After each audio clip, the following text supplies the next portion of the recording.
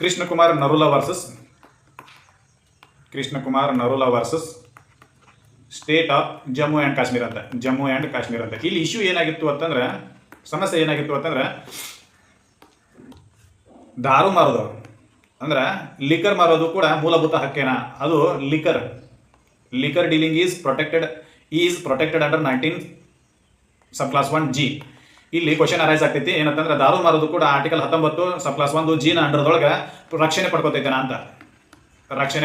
ಅಂತ. ದಾರು ಮಾರೋದು ಕೂಡ ಅಂದ್ರೆ ಲಿಕರ್ ಅಂತಂದ್ರೆ ಪಾನೀಯಗಳು, ದಾರು ಮತ್ತು ಅದಕ್ಕೆ ಸಂಬಂಧಿಸಿರ್ತಕ್ಕಂಥ ಉದ್ಯಮಗಳು, ಹೌದಾ?